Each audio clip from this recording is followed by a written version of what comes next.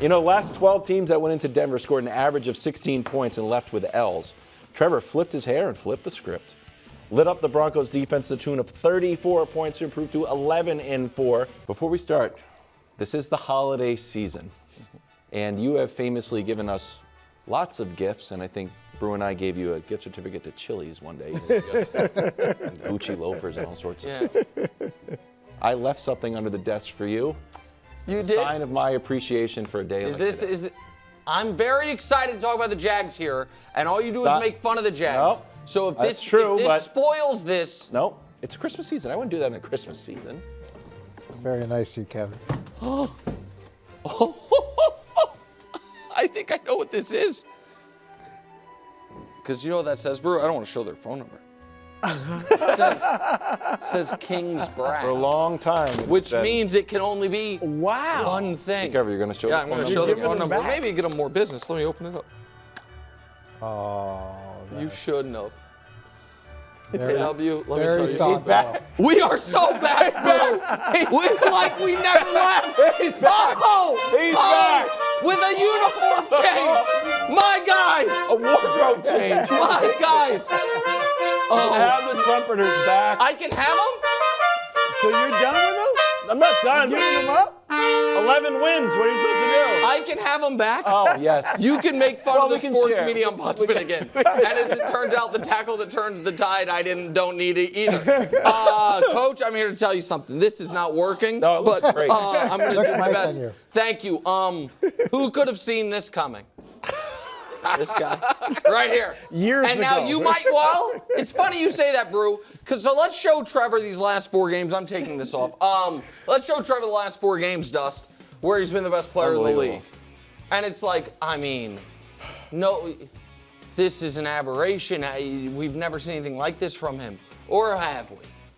The graphic that you guys banished from the show. Gatorade Trevor Lawrence, no. 9 This is more than a season. From week 9 in 2022 until he got injured in 2023.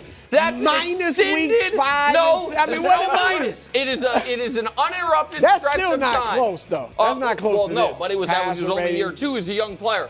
So here's the deal about Trevor, and then we'll get to the Jags. And I said this to Wilds earlier, and I think you might agree, Brew. But I'll say it to you, Coach. I don't think his better got better. I think he eliminated the awful.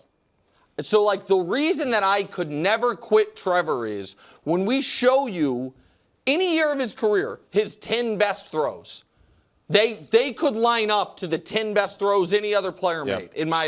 The problem was he would have, to go along with it, some of the goofiest, worst plays, just dropping the ball or throw red zone interceptions.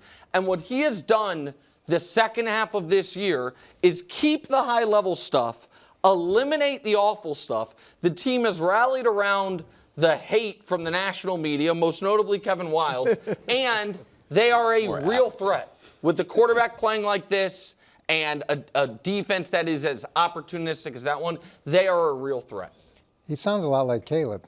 And it's so funny that it's so funny that Nick's talking about this because I just thought of what a terrible trade Nick made earlier in the season when he originally traded away the Trumpeteers. Yeah. And now that was so kind of you, Kevin, in this holiday season to give those Trumpeteers back to him. Yeah. And you have to take Jacksonville seriously. And I do, to your point, the huge mistakes seem to be being drawn back in. And even collectively as a team, I kept waiting during that game for Jacksonville to do a Jacksonville type thing. And especially against Denver, in Denver, who's historically been able to come back late. They're so tough deep. All the things that we know about Denver. And then Jacksonville was able to rise up. And this is, again, without Travis Hunter, where I wonder how much of an impact he could have made in this moment and in this run. But I'm really impressed by the way that he's been able to not recover, but just get back to the quarterback that I think a lot of, especially you, thought he could be. No, they're legit. Like, they could get to the Super Bowl. Wow. I'm not saying that whether I'll pick them or not, if the Ravens. Wow. They can. What a moment. And here's why. Look at the quarterbacks in the field. Aaron Rodgers is old. Yeah. Obviously, you got Josh Allen, but everybody else, Bo Nix, I'm taking him over Bo Just Nix. beat Bo Nix. Yeah. Drake, even at You're not this, taking him over Drake. if he's gonna play like this, because taking him over he's Drake, somewhat bro. no, for this playoff run, You're right? taking The way Trevor Lawrence over I'm not Drake? saying I would take him like if I was starting a team, but for Drake, we don't know how he's gonna respond to I do. his first Excellent. playoff. Okay, we'll How's see. Trevor? We do know how Trevor's going to play. Trevor has Trevor's been good in the experience, though. playoffs. Okay, That's experience. Trevor's experience. had one bad Even half. if he was bad. He's played 4 halves. He's had 1 bad half. He was. How it was bad was that half? No, It was a horrible It half. was awful. I'm not- But for the that's first the half of the playoff season. experience. but- That's playoff experience. I guess so, I mean, sure. CJ has not. I mean, this weekend the Raiders gave him trouble because CJ struggled. Like, if you look at the field, other than Josh Allen, you could argue you would take him over anybody when you talk about experience. And then the defense is second in the league in takeaways. They got a run game with Etienne. Look, they are very live. What are you gonna They say, could win the KW? AFC. Look, this game was televised. I thought they're not just on the BBC. It was on national television. Doing that against the Broncos, very impressive. We ran this type of graphic saying every QB that went into Denver just straight up lost, and it wasn't close. So you're 0-2. Trevor wins by 14. Total yards 226. Trevor was at 300. The 12 previous quarterbacks had 13 total touchdowns, and Trevor had 4. Passer rating below 70. Trevor's at 115. And you jumped on me for saying I thought it was, look, you light up the Jets, who I think had given up. I thought it was like, pump the brakes. You go into Denver and do that, I have to respect Play us the- off, fellas. We are so was very bad. impressive. It's against Denver. arguably the best win any team's had in the league this year. Going to Denver in that Yeah. setting, it's as good It's as the any most win. points Fellas, put on Denver. you got off. it. We are so bad. Wow. We are so bad. That was nice of you guys. Cowboys get gashed yet again. They lose 34-17, 6-8-1 on the year. Mathematically eliminated once the Eagles won before the game. Okay, Brew, I don't know how long we're going to do this grade bit. They're mathematically eliminated. Is this the final grade, or? I think next week I might grade the whole season. Oh, I like that. Yeah. But this is on yesterday's game. And Jerry was asked, have they underachieved? He thought they underachieved. It is like a broken record. I think they've underachieved for the bulk of the last 30 years. Every year they weren't good, but there's so many years with Tony Romo, with Dak Prescott, where they were good. You thought they could maybe get to the Super Bowl. They're talking about the Super Bowl, and they are a tease. They're a tease. That's what they are. So I know a lot of people, Jerry said later on, we got some things to look forward to next year. And I know a lot of Cowboys fans look, Pickens and CD, Dak, we're going to build up the defense. We got some draft picks. No, it's going to be the same old thing, because here's the deal. Remember, they beat the Chiefs and they beat the Eagles, and that was right after the trades. They get Quentin Williams, and everybody's starting to think, oh my, they can do something. The defense is stout. As soon as the expectations lifted, and there really was thought that either they can make the playoffs or they might not make the playoffs, it's too late, but they're going to look good the rest of the season, and next year we're going to be a contender. As soon as that happened, they gave up 44 to Detroit, 34 to Minnesota, and then 34 yesterday to the Chargers. So I think I was kind with this grade. Okay. I was kind. I did not give them their typical F. Yes. I gave them their typical D for duh. They're not going to be a contender next year. They'll be in the mix. Maybe they'll make the playoffs next year, but forget the Super Bowl. and all You that tricked stuff. me because I thought you were going to give him a T for. I really thought you were tease. leading up to T. It was duh. Yeah. Yeah, I don't know if they've underachieved or just consistently overpromised. Because it seems like every year, to your point, it's, hey, this year we've got some magical things that we're doing. This offseason's going to be hot. We got some big deals brewing. Got a lot of draft picks. Just wait, it's coming. And so that you get set up, and then you're kind of in the same mix again. And look, I'm a big supporter of Brian Schottenheimer. I thought that was an actual gutsy call on Jerry's part to do that. But over the 30 years, they haven't made the NFC Championship game one time. So as mad as you want to be at Matt Eberflus, or as mad as you want to be at Schotty, if that's who you want to be, or take your pick of who you want to be mad at, there's only been one constant throughout this process. So at some point, you may have to take a step back and say, I really want to achieve this goal before, I can't achieve this goal. So maybe I got to do things a little bit differently. Wow, you're really blaming a lot on Michael Irvin. So here's I'm not trying to encroach on Brew your grading, but I would give Dak for the year. I know you're doing year-end grades. B+, A-. I thought I would give Schottenheimer. Yeah, I'd give Schottenheimer B+. I'd give the running backs B+. Oh, yeah. A- maybe. I'd give the receivers. It was an A, and then George Pickens punched the teacher, so he got docked into an A-. So why was the team so bad? And I promise this is the last time I'll do it, but it warrants mentioning as they are officially eliminated. Jerry wrecked the season by trading away Micah Parsons, and that's why they're in this boat. And I know that Mike ended up tearing his ACL, but ACLs are not ticking time bombs. Right. Like he could have torn torn his. So if they had Micah, I think that they would still be alive for the division. Philly has 5 losses.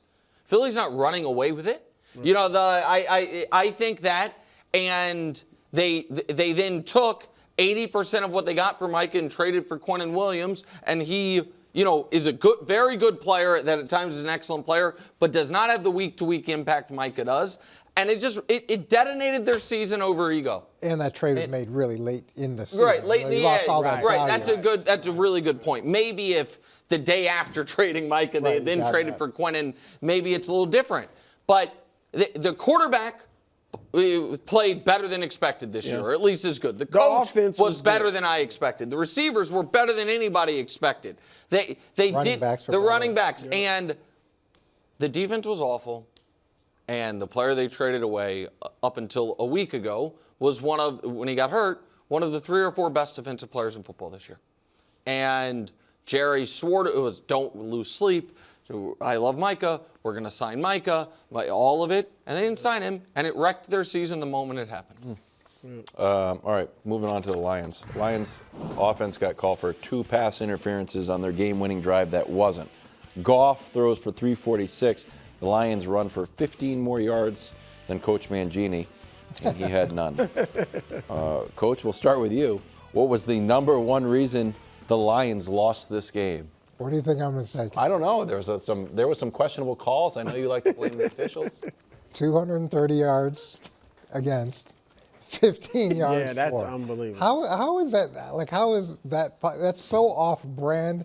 I had to go back and check the box score like 17 times to see if it really was 230 to 15, because that couldn't be the case. But this has really been Detroit the whole season, right? They win a game, they lose a game, they win a game, they lose a game.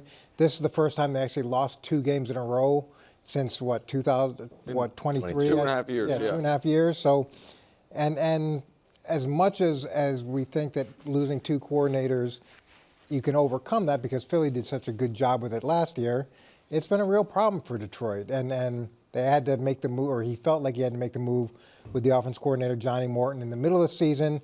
That I'm sure took a lot of his attention away from coaching the whole team.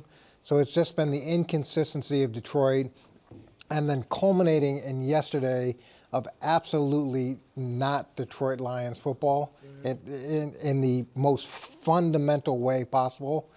They should have lost. They deserve to lose. Well, and there was an OPI before the one we just showed from the 1-yard line. You can't, to Coach's point, you can't be the bite the kneecaps team if we're against go back to the Chiefs game when they were at the 1-yard line and they threw a pass to Jared Goff and they had the illegal formation. Remember? Guys, you have a timeout. It's 1st and goal. A touchdown wins you the game. Punch it in. Yeah. That's the got again. David I'm not, Montgomery. and I'm not Mr. Old School run the ball, but football. But that's what your ethos has been. You're the. It's your identity. It's your identity. And then on the golf play, I don't. The next OPI play.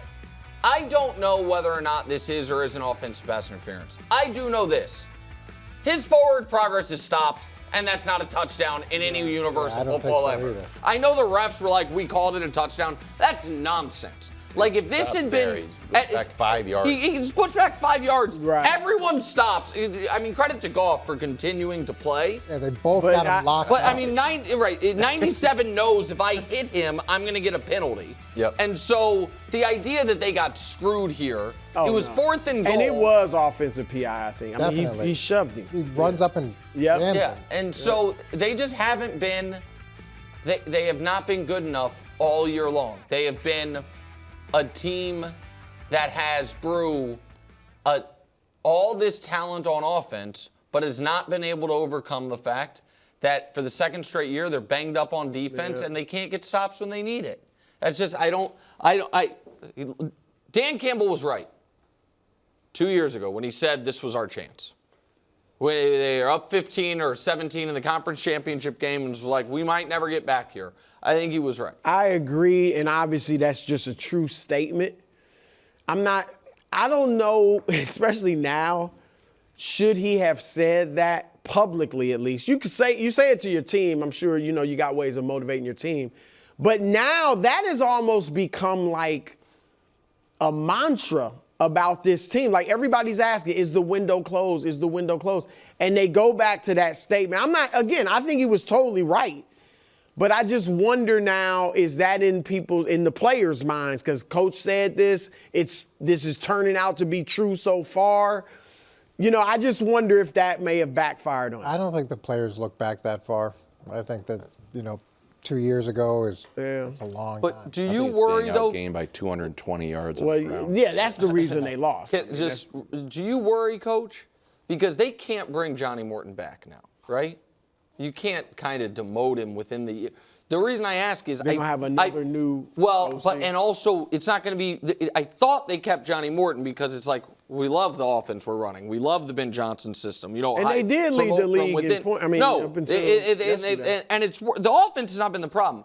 My worry is Goff now next year going to have a new offensive coordinator when this system has gotten the best out of him? I would be worried about that. They could probably bring him back. Oh, okay, maybe. They got to fix their defense. We're headed to Cleveland right now. Buffalo squeaked past the Browns 23-20. Josh had an injury scare. I couldn't believe that. But came back in the game. James Cook had 2 touchdowns, 117 on the ground. Josh completed 12 passes, no TDs. His brief 130 MVP yards. push ended. Thank you. Yeah. Shador at times looked great. Other times, no. Brew, what was your number one takeaway from this game? My takeaway was Shador. I think he's done enough where the Browns should feel like going into next season, he'll be in the mix. We'll give him a chance. But does that not that he? So what I would do is I would try to bring in like a Jacoby Brissett. So they're not going to draft that guy. I mean, unless you absolutely love one of these guys, which I don't necessarily see that guy in this draft. I don't know If about you that. love somebody, then sure, you got to take Josh, him. what do they have? But just to take a quarterback. Right now, top 5 pick. I don't think you just draft a quarterback just to draft a quarterback because he's the best one this year. Because there are years where a guy doesn't. Now, again, if Stefanski or whoever is in charge loves Fernando, Mendoza or whoever it is, then I guess you got to take him. But outside of that, If they don't I love would the say bring in a Jameis Winston, a Jacoby Brissett to battle with not like a Daniel Jones type, because Jones would beat him out most likely, but like somebody that if he beats him out, he beats out Shador. But a guy that you can start if Shador's not good. I think he's shown enough, because obviously yesterday his passer rating's low because of the 2 picks. The first pick wasn't really his fault. It was a little behind the guy, but that's catchable. The second pick was his fault. I just think the way he kind of managed the game, he obviously can make big throws and throw it downfield. I think he's shown enough, Coach, where you might think maybe he can become our guy. Wow. We're not certain yet, but we'll bring in another older guy that can kind of battle with him. Again, look, if they love a guy, draft him. I just don't see that guy in this draft. Yeah, it's hard because expectations were pretty low for him coming in, and then say what you want to say about Dylan Gabriel, but he didn't set the bar very high either. So now he comes in, he throws a couple picks, his quarterback rating's low, they lose a game, it's kind of close to Buffalo. You're thinking, well, Buffalo's a good team, a playoff team. Buffalo, my takeaway was Buffalo had this game sandwiched between a really emotional win against New England and they're about to play Philly. And then in between they have Cleveland, so they're kind of taking the day off, figuring that Cleveland's going to lay down. And this is what I thought was going to happen, with Green Bay, but it kind of translated into Buffalo. So it's hard for me to imagine they have the conviction on Shador based off of what he's done so far to rule themselves out of a young quarterback. I think Shador's had one excellent game, one truly awful game, and then a couple below average but fine rookie quarterback games. So the only way if I'm not drafting a quarterback if I'm Cleveland is either A, if I'm like, this is the worst class I've seen, or the other thing that's possible is you're drafting at 4 and quarterbacks go 1 and 2. Well, Giants are at 1. Right, but people can trade. You know what I'm saying? So I agree with. Wouldn't draft a quarterback for the sake of drafting a quarterback, but I do not think Shador has earned incumbency, at least as of yet. I agree with that. But my biggest takeaway about this game, and this is what I want to say for 30 seconds, we have to stop saying. Listen, I think Josh Allen is the best quarterback in the league that's currently healthy. I believe that. I think Stafford's having the best year, but I think if I were ranking quarterbacks, I would have Josh Allen 2, and I'd have him 2 for a while. I think I'm probably going to pick the Bills, maybe the Jags, but maybe the Bills to make the Super Bowl off the strength of Josh Allen. But we have to stop saying Josh Allen doesn't have any help. Josh Allen has a very good offensive line, the rushing champion in James Cook, awesome tight ends. Josh Allen doesn't have great receivers. There is not a team in the league that has an awesome quarterback and awesome everywhere. Great receivers, great running back, great offensive line. Say it again. One of those tight ends dropped that touchdown pass. True, but they're good. They're the way we talk about the Bills is as if the offense is a one-man show when James Cook is consistently awesome. I underrated him coming into this year. I said I wouldn't have paid him the money. He's going to have 1,700 yards this season and another double-digit touchdown year. So there are times where in an effort to build up Josh, and whether it's MVP conversation or best quarterback alive conversation, those things, we tear down his supporting cast, and he has a very good offensive line and a great running back, and I think very good tight ends. That's good. It's a good offense. Ravens are now under 500. Patriots beat up on another tomato can.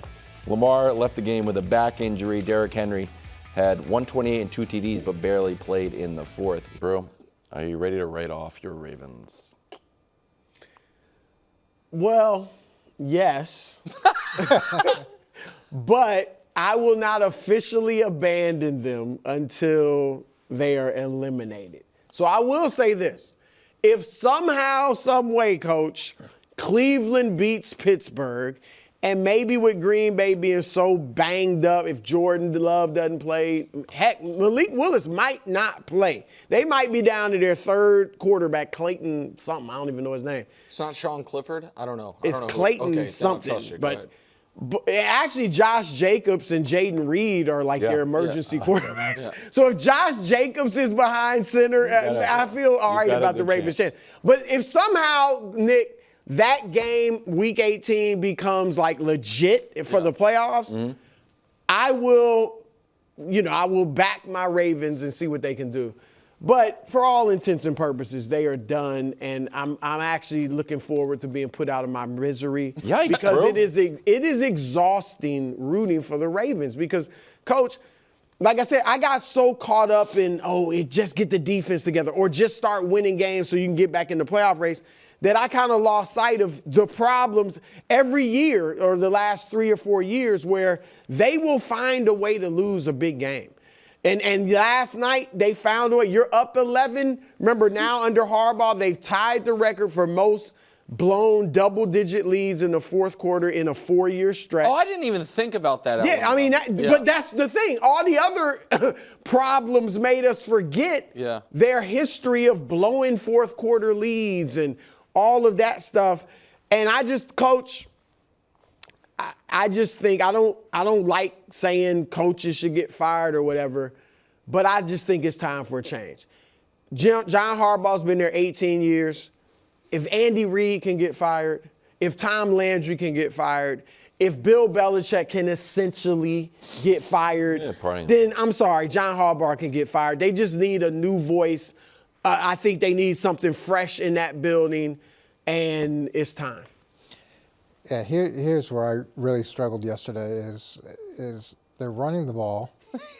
I knew it. As I was saying. I knew it. God, I knew it. For 128, 7.1 yard average and 2 touchdowns.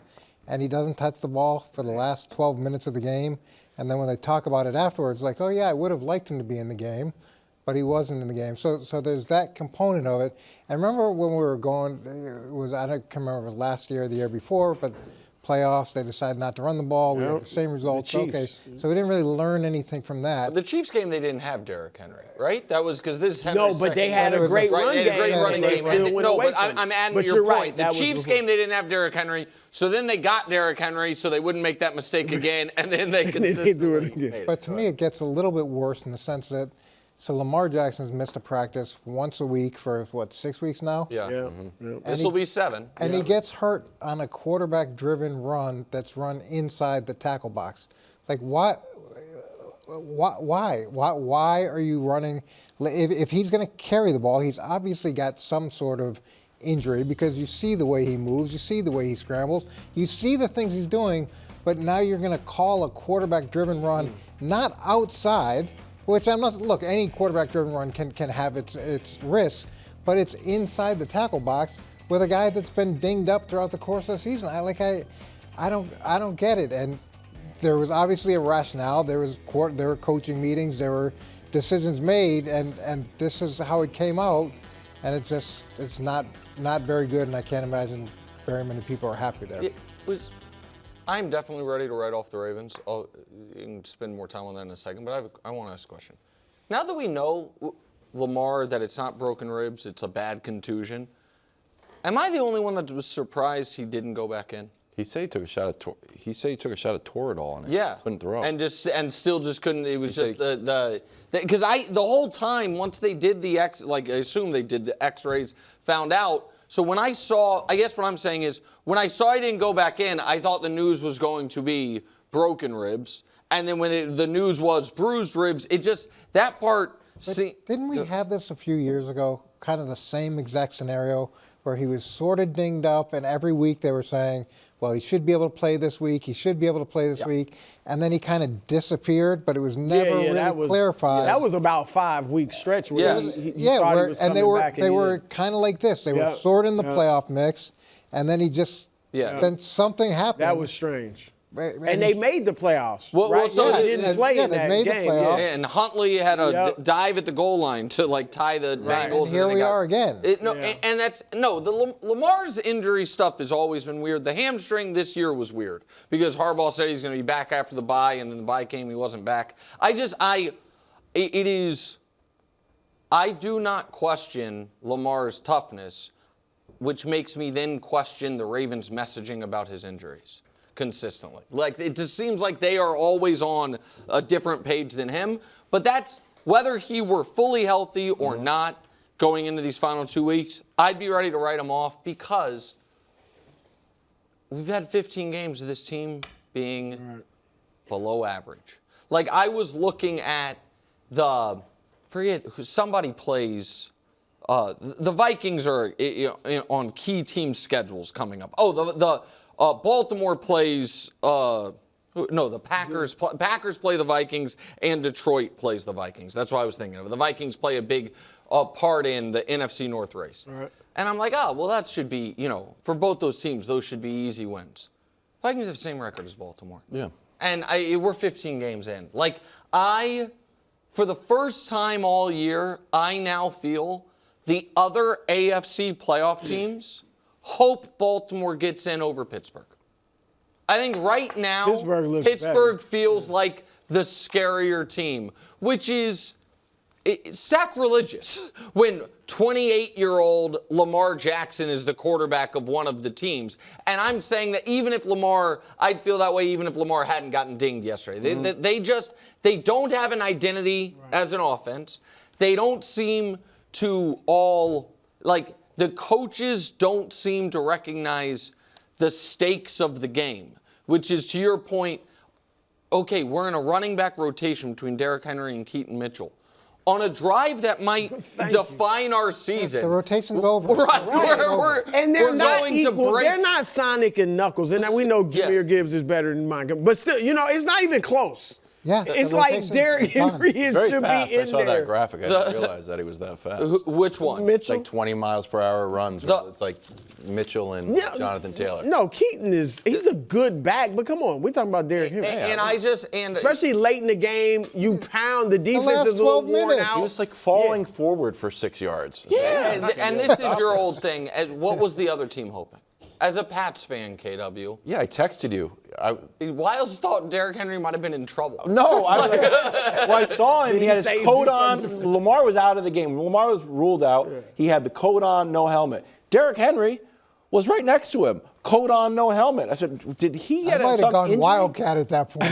I'm like, what's going on? One guy's out for the game, and one guy, I'm like, oh, is there something happening here? But that's unbelievable. It's odd coaching.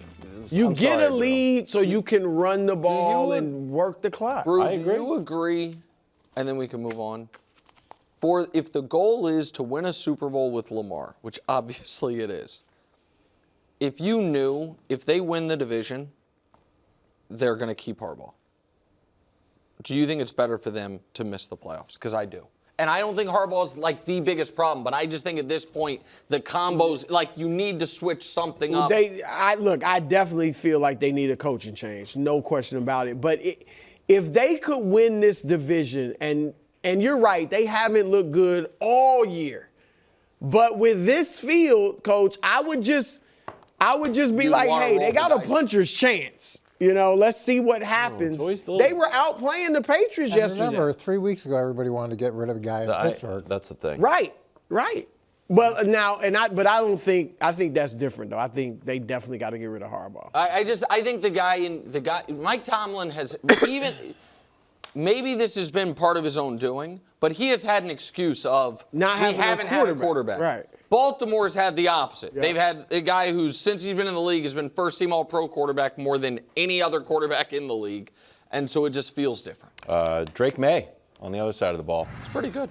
Goes for 400 total yards, leads an 11-point fourth-quarter comeback, avoids back-to-back losses for the first time this year, clinches a spot in the playoffs for the Patriots. Thank you. Exactly what I said. One fourth-quarter drive that didn't work, one fourth-quarter drive that did work. It's called learning. Should be a lifetime learner. You know what I say? Lifetime learner. That's what you say? Yeah, I say it all the time. Coach, do you think Drake Maye made a leap yesterday? I thought he made a couple of nice plays. I didn't really see it as a leap. I mean, he low-key Drake Maye realist. Okay, Get on board. Hold on. He did throw an interception in the red zone. That wasn't great. 3 points, right? So there's that. He did get strip sacked in the red zone, which then cost him another 3 points. Learning moments. He was playing the Ravens, which seemed determined to figure out a way to give that game away. That's true. And they do have a history of double-digit collapses, so it's not like this was a team that hadn't done that historically. So there were a lot of moments in that game where I thought his throws were high and the receivers went up and made some great catches. They were behind him. Receivers went up and made some great catches. Now, I do give him a ton of credit. He's working behind a total makeshift offensive line and finding ways to not be sacked more than he is. And look, he's young. He's learning. These moments keep getting bigger and bigger. They responded to that moment again yesterday, however it came out. Although, there were a lot of times during the course of that game where I thought he doesn't really have his fastball today. I don't think he took a leap. I think it was obviously probably his best Well, one of his best games, obviously, I think- yardage. It was the first time he threw Yeah. almost 400 yards. But he just gained maturity, and he gained through playing through the adversity. Because they haven't faced a ton of adversity this year. So facing a good team, certainly a historically good team in the last few years, you know, I think winning on the road there when that team needed it for the playoffs and being down and facing that adversity, I think this is all good for him. It's all stuff you pour into him that will make him better. But I think he's played well all year. I don't think he took any type of leap where, oh, wow, now he's arrived. I think he has been showing that all year. Here's where I do think he took a leap. I think this was potentially his first real bout of adversity for a team in games that count. Like last year, there's plenty of adversity, but none of the games mattered. Yeah. You know, I know that sounds bad, but they were. He was a rookie. They were a rebuilding team. Yeah. The fact that they had blown the lead against Buffalo, they were getting beat by Baltimore. They are on the road. They have. He is not playing well because I think, to your point, through 2.5 quarters, he was on pace for the worst game of his season. And then to rally the way he did with clutch play after clutch play, 3rd and long conversions, the non-called DPI was a great pass. Like so the non-called, I mean, this was just like kind of like a Steph Curry moment. Dusty, if you can run the non-called DPI, again and again, I am not, that was just beautiful. Yeah. I am not the quarterback of the Patriots for a few reasons. Mostly just, I don't have the bulk, but otherwise I have I like to think I have the intangibles. If this play happened to me, I would be lost for the game. This is the game. This is a third. It's 3:10 left in the fourth, down 3. And we're down. So like that, I would feel like we were just robbed of the game-winning play that would have put us at the 6-yard line. And the guy is stoic to the point where after the game, Stephon Diggs was like, you know, I tried to get him pumped up, but he's even keel. To have this not go his way and just say, you know, it's not a big deal. We'll keep on driving down the field. And 3 plays later, he has the 4th and 2, where he has to throw a laser that almost goes to the side. way. Right. Yeah. No, that's where arm strength at times can be overrated. Where it's not overrated is when a corner is breaking on a ball and you have to fit it in. And if you look at, if it shows road numbers. I thought that should have been the pick 6. That was, it could have been, and it was but here's Drake on the road this year. Perfect. I mean, he's been unbelievable. And so I believe he is going to be moving forward a top 5 quarterback. And I think that I reserve the right to adjust that if he's one of, it feels like 1 in 4. If he isn't? No. I'm saying, sure, if I'm wrong, I'm wrong. But what I'm saying is I feel like 1 in 4 excellent quarterbacks are shells of themselves in the playoffs. I don't think it's like super rare. I think that if you just go through it, and so that's, and you have no way of knowing who that's going to be until you see it. And one game won't dictate it, but it'll give us an idea. So I reserve the right if I'm like, man, I've never seen him look like that come the playoffs. I just think he checks all the boxes. No chance that happens. Don't worry. I mean, I don't want to pick on guys, but that's what Peyton Manning or Justin Herbert or Lamar Jackson fans all would have said too. Thanks for watching. Subscribe here to get more from the show and to check out clips from other shows on FS1.